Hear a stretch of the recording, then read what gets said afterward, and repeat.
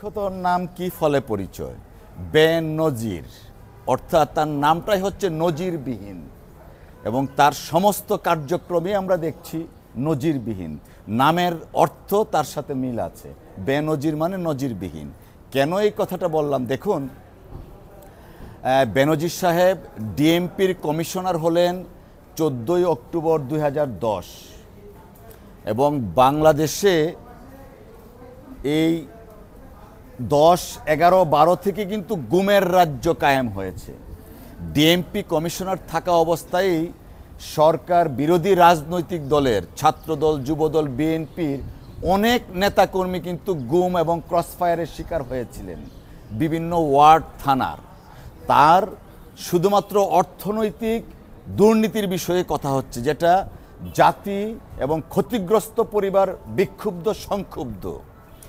ডিএমপির commissioner থাকাকালীন সময়ে তিনি মানবতা বিরোধী অপরাধের সাথে জড়িত। 5 বছর যখন ডিএমপি কমিশনার ছিলেন, সরকার বিরোধী রাজনৈতিক দলের অনেক নেতাকর্মী হত্যার শিকার হয়েছে, গুমের শিকার হয়েছে, ক্রসফায়ারে গিয়েছে।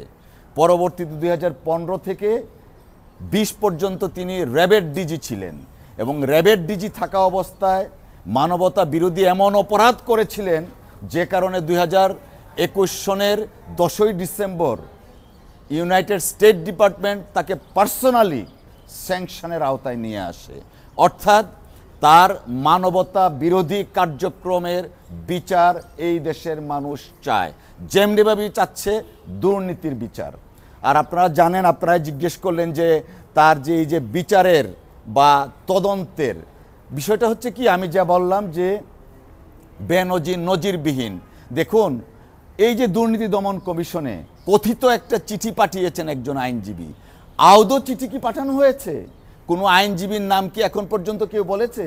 কি গ্রাউন্ডে তার সময় চেয়েছে কেউ কি কিছু বলেছে? অনেকেই মনে করছে যে এটা গায়েবী, অনেকেই মনে করছে এটা ভুতুরি আইনজীবী বা ভুতুরি চিঠি।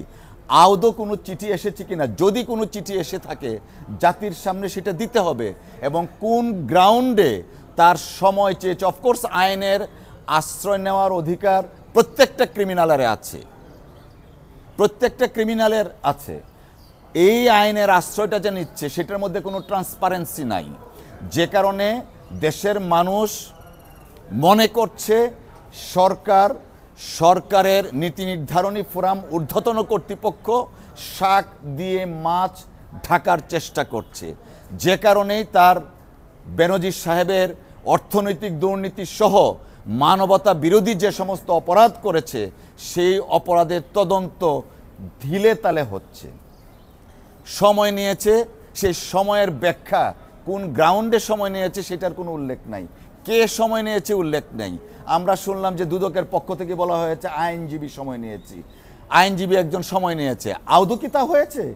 আপনারা মিডিয়াতে কি দেখেছেন? দেশের মানুষ কি দেখেছেন কোন আইনজীবী কোন গ্রাউন্ডে সময় নিয়েছে?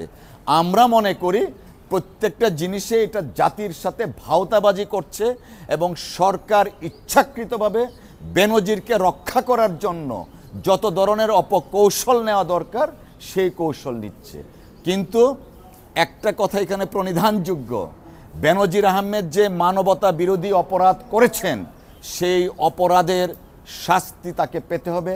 আইনের কাঠগড়ায় তাকে আজ হোক কাল হোক আসতে হবে। উনি বলতেন যখন পুলিশের আইজিপি ছিলেন, কমিশনার ছিলেন, যে মাটির তল থেকে বের করে নিয়ে আসব। বিরোধী দলের নেতাকর্মীদের ক্ষেত্রে এই ওয়ার্ডগুলো উনি উচ্চারণ করতেন, ঘর থেকে ঘরে ঘরে টুকায় নিয়ে আসব। বিরোধী দলের রাজনৈতিক নেতাকর্মীদের ক্ষেত্রে এই ওয়ার্ডগুলো ইউজ করতেন। যে কারণে মানুষ এখন উল্টাটা প্রত্যাশা করছে, যে প্রান্তেই থাকুক তাকে আইনের আওতায় আসতে হবে ইনশাআল্লাহ। ধন্যবাদ।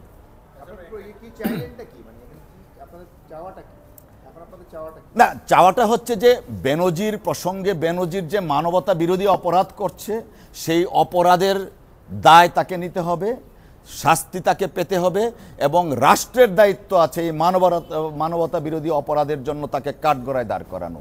পাশাপাশি এই বেনজির সাহেব বর্তমানে যে দুর্নীতির অর্থনৈতিক লুটপাটের কথা আসছে, সেইগুলা আড়াল করার চেষ্টা করছে, সময় ক্ষেপণ করছে, যে কারণে আমরা দেখতে পাচ্ছি না যে আদৌ কোনো আইনজীবী তার পক্ষে সময় চেয়েছিল কিনা, চেয়ে থাকলে কোন গ্রাউন্ডে সময়টা চেয়েছে, সেই বিষয় কিন্তু জাতির কাছে স্পষ্ট না। আমরা চাই তার শুধুমাত্র দুর্নীতির বিচার নয়, মানবতা বিরোধী যে অপরাধ করেছে সেই অপরাধেরও বিচার বাংলাদেশের মাটিতে করতে হবে।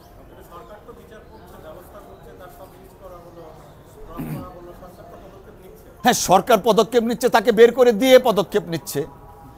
বেনজির সাহেব চলে গেছেন, কথিত আছে, আপনারাই মিডিয়াতে প্রকাশ করেছেন, 4 মে চলে গেছেন।